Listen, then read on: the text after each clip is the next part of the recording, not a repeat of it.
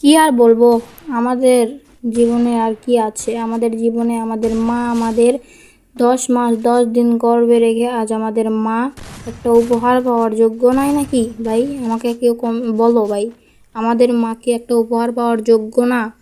আমাদের মা আমাদের 10 মাস 10 দিন গর্ভে রেখেছে, গর্ভে রেখে আমাদের জন্ম দিয়েছে, আর আমরা তাদের জন্য 10 টাকাও খরচ করতে চাই না। আর গার্লফ্রেন্ড, দুদিনের চেনা পরিচিত একটা মানুষকে আমরা হাজার হাজার টাকার গিফট দান করি 14ই ফেব্রুয়ারিতে। আর আজকে মাদার্স ডে, মে 11। আজকে মাদার্স ডে, কেউ মাকে গিফট দিয়েছে কি না সেটাও আমি জানি না।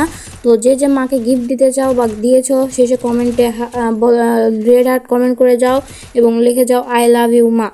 এবং তোমরা সবাই আমার যদি কথাগুলো ভালো লাগে এবং কথাগুলো যদি তোমাদের মনে হয় যে ঠিক, তাহলে আমাকে একটা লাইক করে সাবস্ক্রাইব করে দিও। আমারও উপরে যেতে হবে, আমিও আমার মাকে ভালোবাসি। যার মা নেই সে জানে মার প্রয়োজনটা এই দুনিয়াতে কত। যার কথায় আছে, যার মাও নেই তার ভাও নেই। হ্যাঁ ভাই, আমি আর এই কথাগুলো হয়তো অনেকের খারাপ লাগতে পারে, কিন্তু যা সত্য আমি তাই বলেছি।